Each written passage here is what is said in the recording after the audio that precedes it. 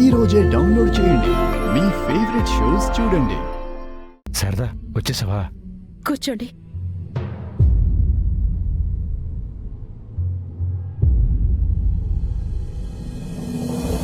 Sorry అండి, రావడం కొంచెం లేట్ అయింది.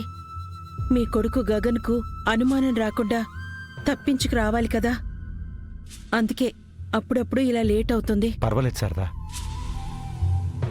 ఎంత ఆకలేసినా నిన్ను చూడగానే కడుపు నిండిపోతుంది.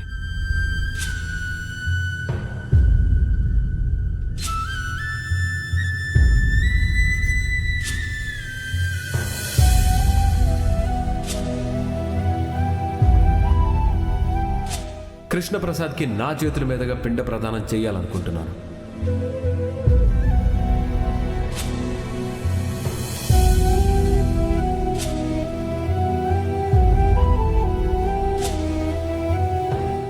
ఏమండి ఏమండి,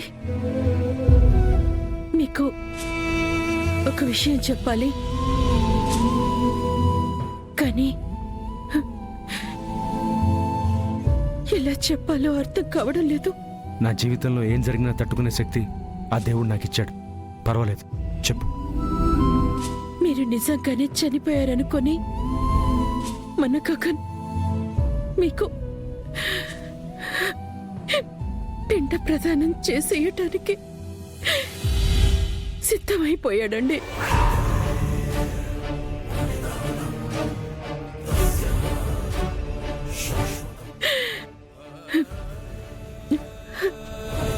దాన్ని ఎలా ఆపాలో నాకు అర్థం కావడం లేదండి. ఆపడం ఎందుకులే శారదా, చేసేని. ఈ లోకం దృష్టిలో, నా కొడుకు దృష్టిలో నేను చనిపోయినా పర్వాలేదు శారదా, కానీ నీ దృష్టిలో నేను బతుకున్నాను. నాకు చాలు.